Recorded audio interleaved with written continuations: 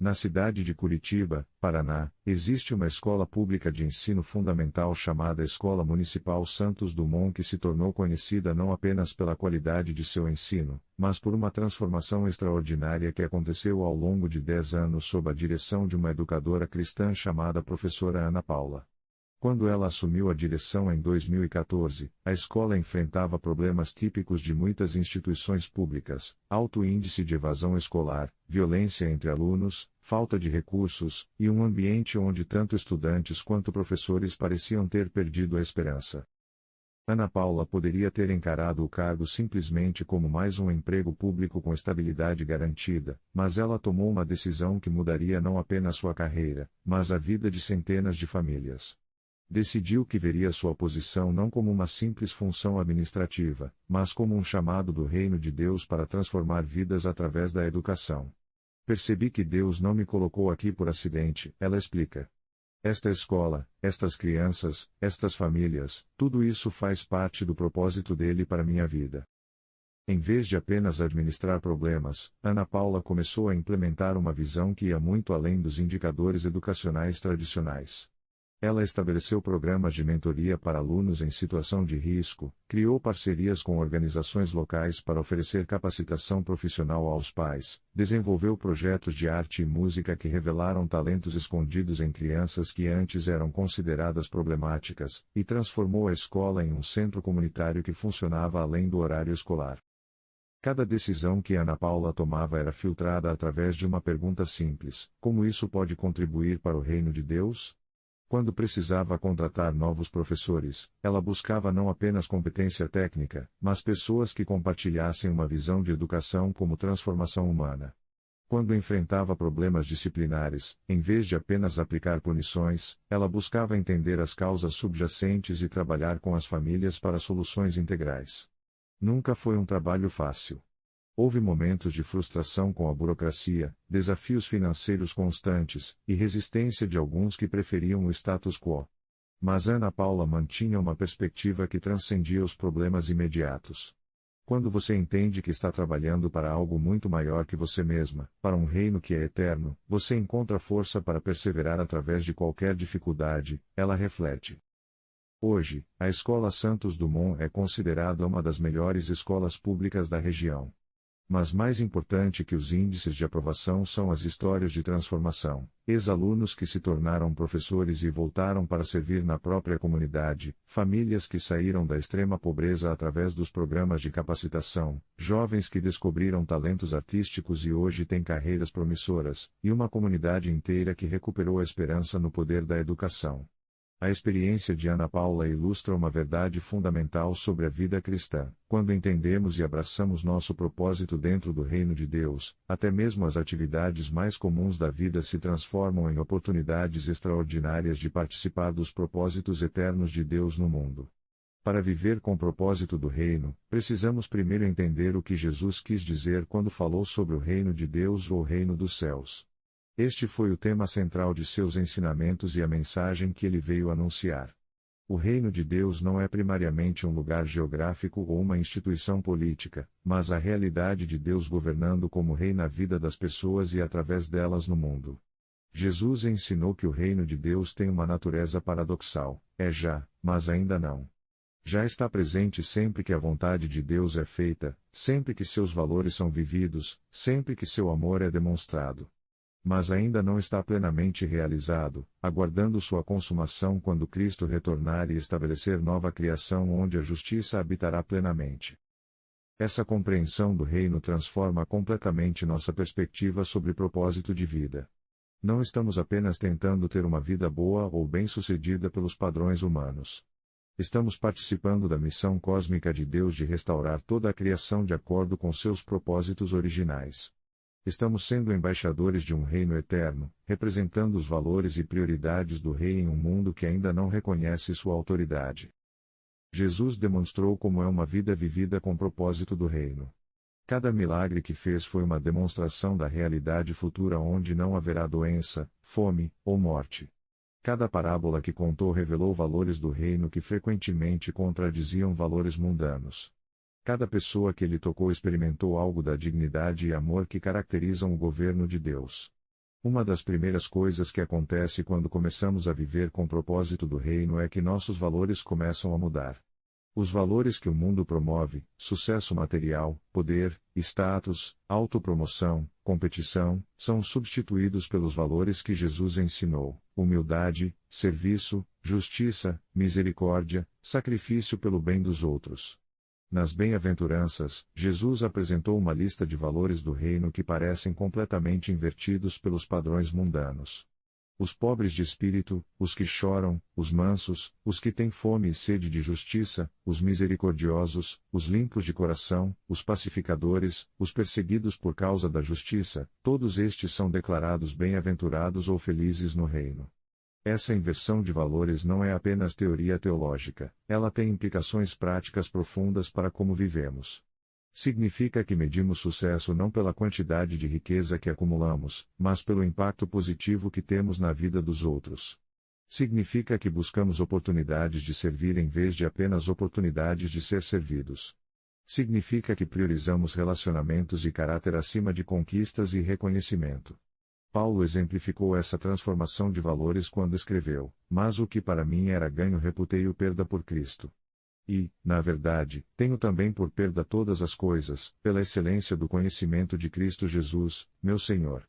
Ele havia redefinido completamente sua definição de sucesso e realização baseado nos valores do reino.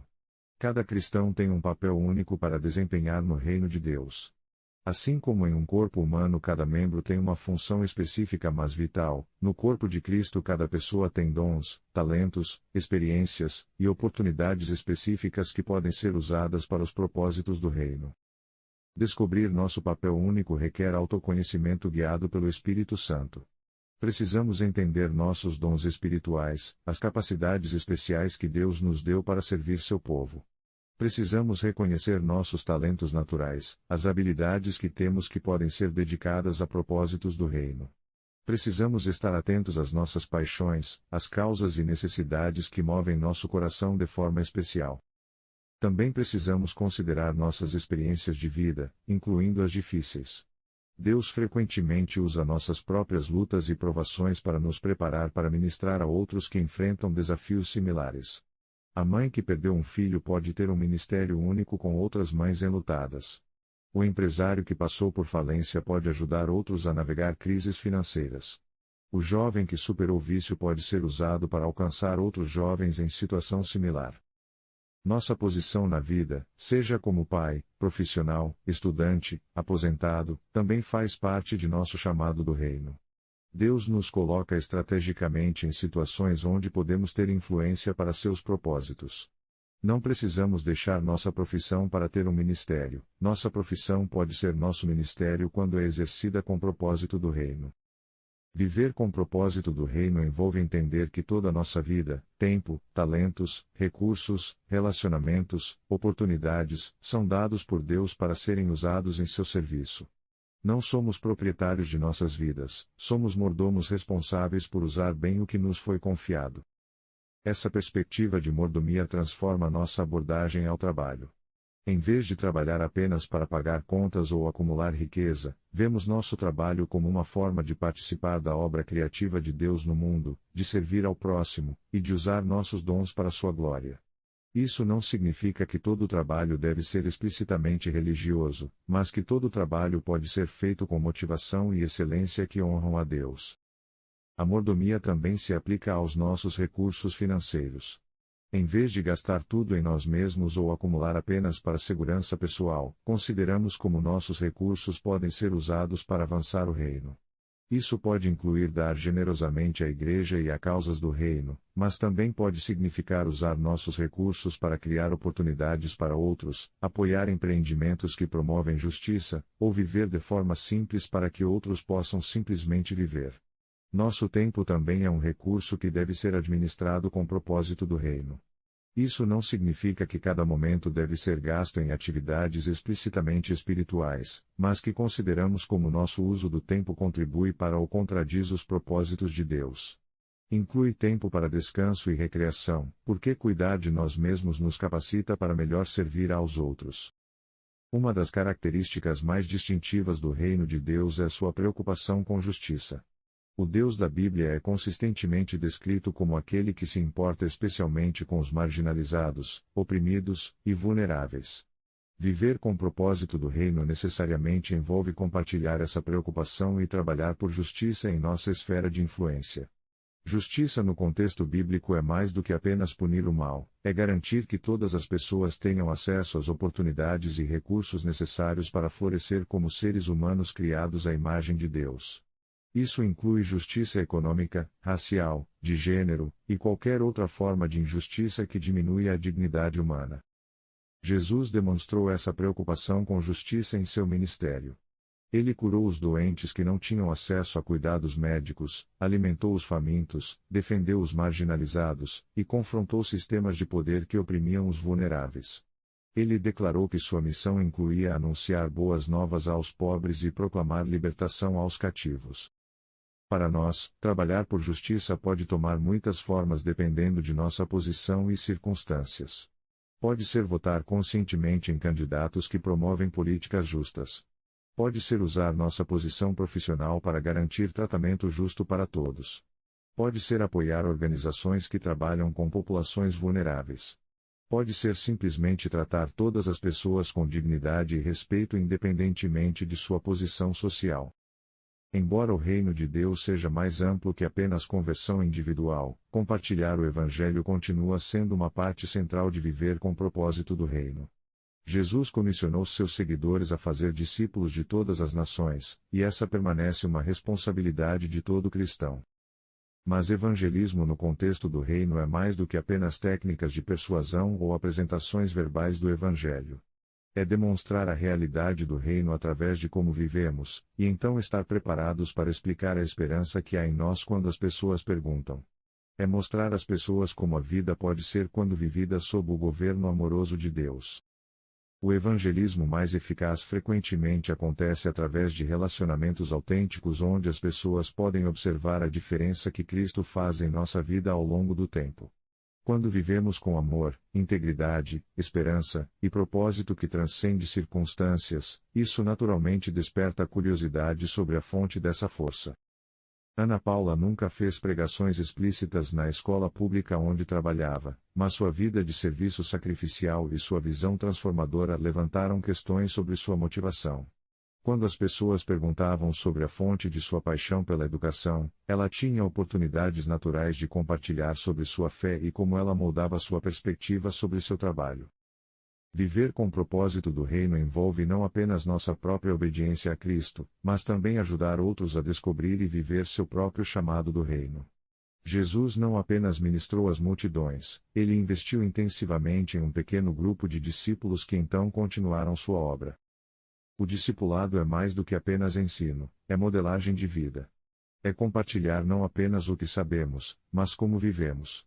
É investir em relacionamentos onde podemos encorajar, desafiar e apoiar outros em seu crescimento espiritual e descoberta de propósito.